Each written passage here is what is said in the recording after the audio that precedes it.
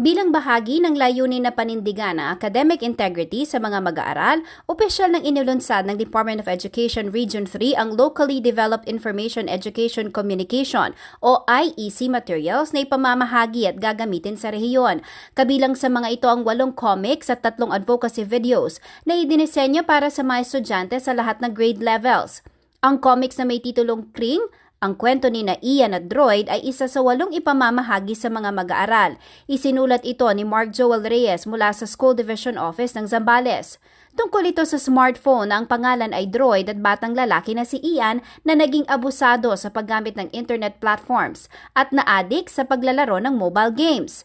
Kinalauna nasira si Droid at doon niya napagtanto ang kanyang pagkakamali at nangako sa sarili na sasagutin ang kanyang modules gamit ang kanyang kaalaman at hindi lang aasa sa internet. Ang 7 comics pa na may titulong Hindi Okay ang Online Kopyahan, awit ni Tap-Tap, sina Matt, Tap at Pat, mga super estudyanteng matapat. Ang sagot sa problema ni Kaloy, mali pala ang mangopya. Ang sikreto ni Lito at si Kara, si Raya at ang matabat na bata ay tumatalakay din sa mga sitwasyong hinaharap ng mga mag-aaral sa edukasyon ngayong pandemya. Kabilang dito ang hindi pagiging tapat sa pagsagot at pangungopya na hindi dapat tularan.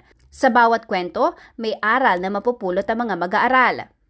Samantala, ang 3 advocacy videos naman ay produce ng San Fernando Elementary School Special TV Production Team. Tinalakay naman dito ang mga senaryo na nagpapakita sa isang estudyante na nagdesisyong maging tapat sa pagsagot ng kanyang modules, isang magulang na piniling huwag tangkilikin ang pangungopya at isang guro na nagpapaliwanag sa isang magulang kung paano i-compute ang grade sa ilalim ng distance learning modality.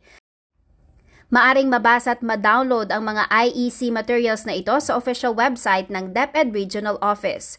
Jennifer Salenga, CLTV News.